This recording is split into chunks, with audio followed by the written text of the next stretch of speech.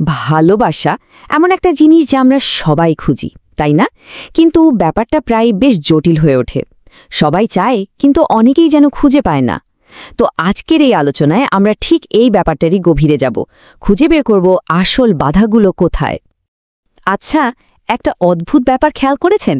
আমাদের হাতে এখন যোগাযোগের কত উপায়, টিন্ডার, বাম্বল, আরও কত কি, কিন্তু তারপরেও সত্যিকারের ভালোবাসা খুঁজে পাওয়াটা যেন আগের চেয়েও কঠিন হয়ে গেছে। এটা কিন্তু আমাদের সময়ের সবচেয়ে বড় একটা প্যারাডক্স। তো চলুন দেখি এই রহস্যের জটটা একটু খোলার চেষ্টা করা যাক। তো আমাদের এই আলোচনাটাকে আমরা একটা জার্নির মতো করে সাজিয়েছি। প্রথমে আমরা দেখব খোঁজার পদ্ধতিতে কি কি ভুল হয়, তারপর নজর দেব আমাদের ভেতরের বাধাগুলোর দিকে, কিভাবে অতীতের বোঝা থেকে মুক্তি পাওয়া যায়, আর সবশেষে সংযোগ তৈরির আসল পথটা কি। তো চলুন শুরু করা যাক প্রথম পর্ব দিয়ে, খোঁজার পদ্ধতির ভুল। মানে বাইরে থেকে আমরা যে ভুলগুলো করি সেগুলো একটু খতিয়ে দেখা যাক। ব্যাপারটা অনেকটা আয়নার সামনে দাঁড়ানোর মতো, তাই না? একদিকে দেখুন আমরা প্রায় কি খুঁজি, কেউ দেখতে কুল কিনা, হট কিনা, টাকা পয়সা, সোশ্যাল স্ট্যাটাস, এসব। আর অন্যদিকে দেখুন একটা দীর্ঘস্থায়ী সম্পর্কের জন্য আসলে কি দরকার, দায়িত্ববোধ, অন্যের প্রতি বিবেচনা। আসলে কুল বা হট হওয়াটা তো সময়ের সাথে সাথে ফিকে হয়ে যায়, তাই না? কিন্তু একজন মানুষকে ভরসা করা যায় কিনা, সে কতটা দায়িত্বশীল, এটাই কিন্তু শেষ পর্যন্ত টিকে থাকে। আর এখানেই চলে আসে আরেকটা বড় সমস্যা, অবাস্তব প্রত্যাশা। আমরা কি মনে মনে একটা পারফেক্ট পার্টনারের ছবি এঁকে রাখি, মানে এমন একজন মানুষ যার কোনো খুঁত নেই? কিন্তু সত্যি কথা হলো এই পৃথিবীতে তো কেউই নিখুঁত না। যখন আমরা লম্বা একটা চেকলিস্ট বানিয়ে ফেলি যে আমার সঙ্গীকে এটা হতে হবে, ওটা হতে হবে, তখন আসলে আমরা নিজেরাই নিজেদের জন্য একটা ফাঁদ তৈরি করি। আর সবচেয়ে বড় কথা, আমরা প্রায় ভুলে যাই যে আমরা শুধু যাকে চাই তাকেই আকর্ষণ করি না, বরং আমরা নিজে যেমন ঠিক তেমন মানুষকে আকর্ষণ করি। এরপর আসে the next best thing mindset, মানে এর চেয়েও ভালো কিছু নিশ্চয়ই আছে, এই চিন্তাটা। ব্যাপারটা অনেকটা শপিং করার মতো হয়ে গেছে, তাই না? বিশেষ করে ডেটিং অ্যাপগুলোর যুগে, যেখানে অপশন যেন শেষই হয় না। এর ফলে কি হয়, আমরা হয়তো বেশ ভালো কাউকে খুঁজে পেয়েও সন্তুষ্ট হতে পারি না। মনে হয় আরেকটু খুঁজলে হয়তো আরও ভালো কাউকে পাওয়া যাবে। এই যে একটা অসন্তুষ্টির চক্র, এটা আমাদের কমিটি করতে দেয় না, আমরা শুধু খুঁজতেই থাকি। তো এতক্ষণ তো আমরা বাইরের ভুলগুলো নিয়ে কথা বললাম, এবার চলুন একটু ভেতরের দিকে তাকাই। কারণ আসল বাধাগুলো প্রায়ই বাইরে নয়, আমাদের নিজেদের ভেতরেই লুকিয়ে থাকে। এখানে একটা খুব জরুরি কনসেপ্ট হলো নিডিনেস বা নির্ভরতা। এটা আসলে কি? এটা এমন একটা মানসিক অবস্থা যখন একজন মানুষ নিজেকে ভেতর থেকে একা বা অসম্পূর্ণ মনে করে, আর এই ভেতরের শূন্যতাটা সে পূরণ করতে চায় অন্য আরেকজন মানুষের অ্যাপ্রুভাল বা ভ্যালিডেশন দিয়ে। কিন্তু আসল সত্যিটা হলো অন্য কোনো মানুষ এসে আমাদের ভেতরের এই শূন্যতাটা পূরণ করে দিতে পারে না। এটা একটা অসম্ভব ব্যাপার। আর এই নিডিনেসটা প্রায়ই আসে লো সেলফ এস্টিম বা কম আত্মমর্যাদা থেকে। এর কিছু কমন লক্ষণ আছে, যেমন কথায় কথায় সরি বলা, নিজের কোনো সাফল্যের কৃতিত্ব না নেওয়া, বা নিজেকে নিয়ে সারাক্ষণ ছোট করা জোকস বলা। আর সবচেয়ে বড় লক্ষণ হলো সবসময় অন্যের কাছ থেকে ভ্যালিডেশন বা স্বীকৃতির জন্য অপেক্ষা করা। এই জিনিসগুলো চিনে রাখাটা খুব দরকারি, কারণ এগুলো একটা সুস্থ সম্পর্ক তৈরির পথে বিশাল বাধা হয়ে দাঁড়াতে পারে। এখানে একটা ব্যাপার পরিষ্কারভাবে বুঝতে হবে, সম্পর্কে জোড়ালে বা কাউকে খুঁজে পেলে কিন্তু আত্মবিশ্বাসের সমস্যাগুলো হুট করে সমাধান হয়ে যায় না। এটা হয় না। একটা নতুন সম্পর্ক হয়তো সাময়িকভাবে একটা ভালো লাগার অনুভূতি দেয়, মনে হয় যেন বাইরের কেউ আমাকে স্বীকৃতি দিচ্ছে। কিন্তু এই ফিলিংসটা টেম্পোরারি।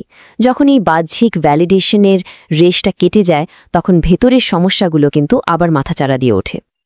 খুব সুন্দর একটা কথা আছে, your relationship with yourself is the longest and most important relationship you will ever have।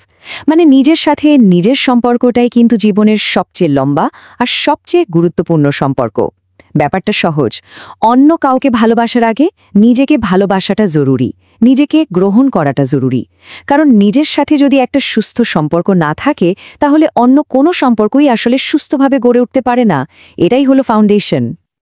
ওকে, এবার আসা যাক তৃতীয় পর্বে, আমাদের অতীতের বোঝা। মানে সেই সব মানসিক প্যাটার্ন যা আমাদের অজান্তেই আটকে রাখে। ভালোবাসা খুঁজে পাওয়ার পথে মূলত ৩ ধরনের ভয় কাজ করে। প্রথমটা হলো ফিয়ার অফ ইন্টিমেসি বা ঘনিষ্ঠতার ভয়। অনেকেই আছেন যারা বাইরে থেকে খুব হাসিখুশি, খুব ব্যস্ত, কিন্তু আসলে তারা কাউকে খুব বেশি কাছে আসতে দিতে ভয় পান।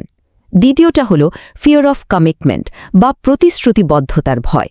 এদের মনে হয় এর চেয়ে ভালো কেউ হয়তো অপেক্ষা করছে, তাই এরা কোথাও সেটেল ডাউন করতে চায় না। আর তৃতীয়টা হলো ফিয়ার অফ অ্যাব্যান্ডনমেন্ট বা পরিত্যক্ত হওয়ার ভয়। এই ভয় থেকে মানুষ হয় খুব কন্ট্রোলিং হয়ে যায় অথবা সম্পর্কটাই নষ্ট করে দেয়, যাতে অন্যজন তাকে ছেড়ে যাওয়ার সুযোগই না পায়। আর একটা ব্যাপার হলো পুরনো সম্পর্কে আটকে থাকা। দেখুন, একটা ব্রেকআপের পর কষ্ট হওয়াটা খুবই স্বাভাবিক, কিন্তু যদি দেখা যায় 1 বছরেরও বেশি সময় কেটে গেছে, তবুও কেউ পুরনো সম্পর্কটা থেকে বের হতে পারছে না, তাহলে বুঝতে হবে সমস্যাটা হয়তো আরও গভীর। এটা একটা লক্ষণ হতে পারে যে ভেতরে কিছু অমীমাংসিত ইস্যু রয়ে গেছে, যেগুলো সমাধান না হওয়া পর্যন্ত সামনে এগোনোটা খুব কঠিন।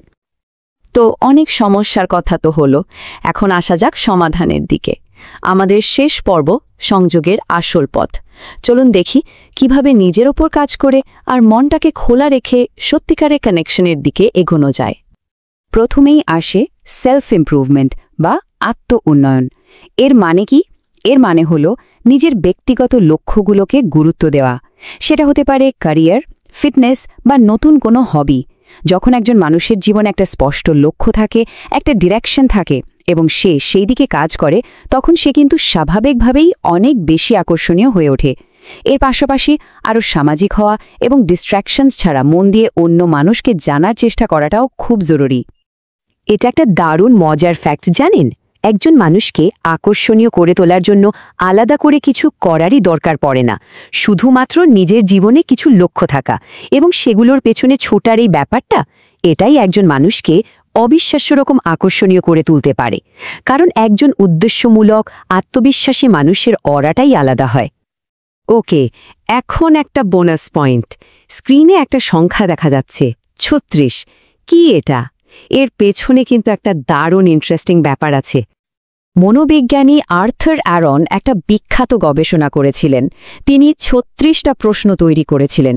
নিয়মটা সহজ, দুজন অপরিচিত মানুষ একে অপরকে এই 36টা প্রশ্ন করবে। প্রশ্নগুলো একদম সাধারণ বিষয় দিয়ে শুরু হয়ে ধীরে ধীরে অনেক বেশি ব্যক্তিগত আর গভীর হতে থাকে। আর ফলাফল দেখা গেছে, প্রায় 1 ঘন্টার এই প্রশ্ন উত্তর পর্বের শেষে দুজনের মধ্যে একটা অবিশ্বাস্য রকম গভীর সংযোগ তৈরি হতে পারে। এমনকি অনেকেই প্রেমেও পড়ে গেছেন।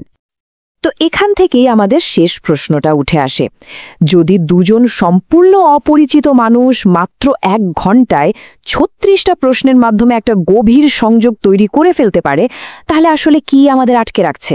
বাধাটা কি বাইরে, নাকি বাধাটা আমাদের নিজেদের ভেতরেই? এটা নিয়ে ভাবার মতো একটা ব্যাপার, তাই না?